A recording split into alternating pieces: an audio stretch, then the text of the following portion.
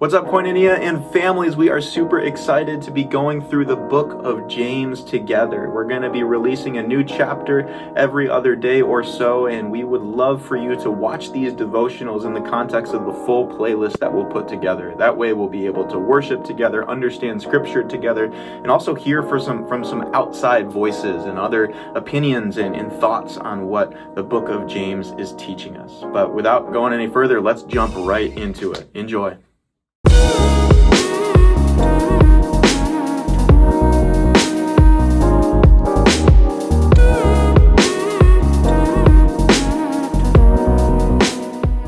So we are picking up in James chapter 4.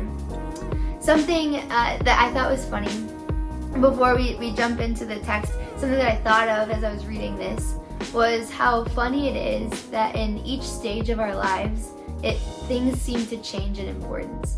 Meaning, like, what was the make or break big deal in elementary school seems to me to become way less of a big deal when I was in middle school.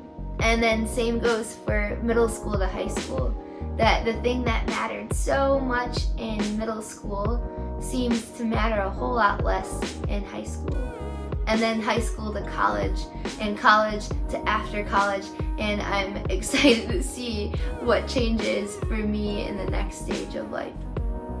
It seems like as our life view increases, or as our view of life begins to broaden, that certain things seem to get less and less important, which is great. So James 4:1, James says, "What causes fights and quarrels among you? Don't they come from your desires that battle within you?" I want to focus on that battle part. So James talks about a battle within us.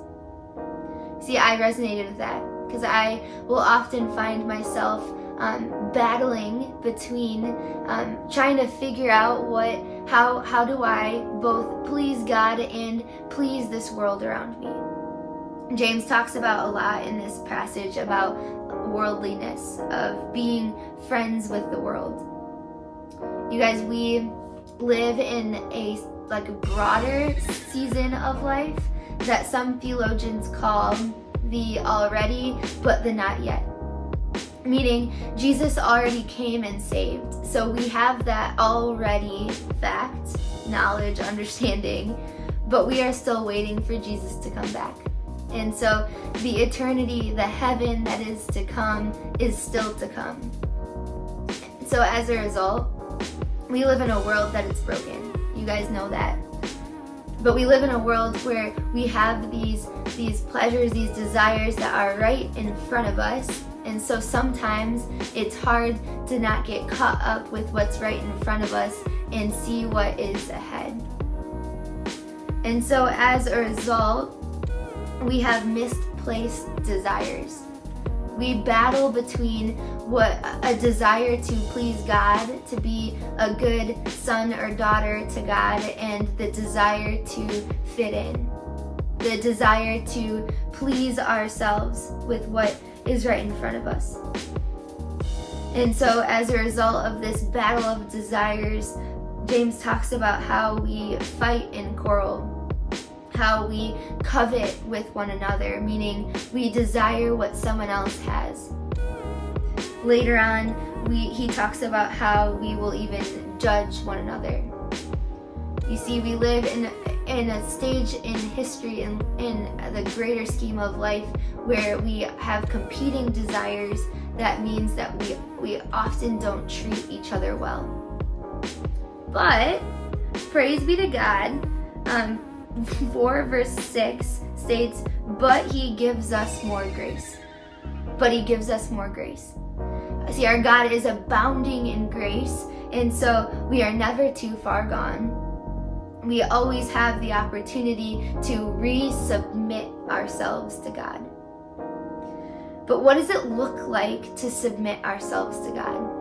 Well, how can we help ourselves? What is a mindset, a worldview, a life view that helps us submit ourselves to God at all times? I think that suggestion comes here at the end. So this end section, mine is entitled Boasting About Tomorrow. So 4 verse 14, James says, Why you do not even know what will happen tomorrow? What is your life? You are a mist that appears for a little while and then vanishes. You see, James suggests something that might feel a little bit dark, but he reminds us of how short our lives are. You see, we need to remind ourselves that God has come millions of years before us, and that we have millions and trillions and billions of years after of us in eternity. See, our lives here on earth is just this minuscule point in time in comparison to what is before us and what is to come after us.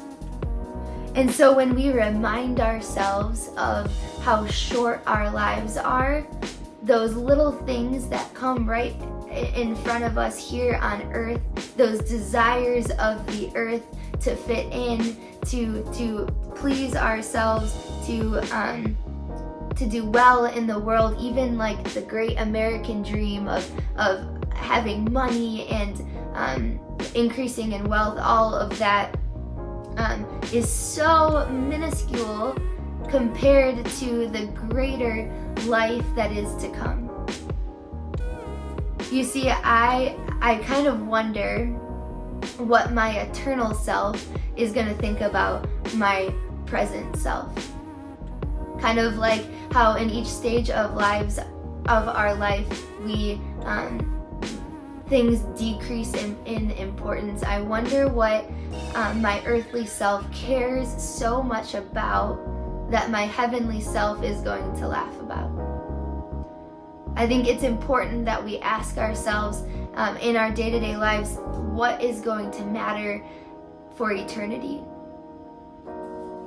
James suggests in this very last section a phrase that we can use to remind ourselves of this reality.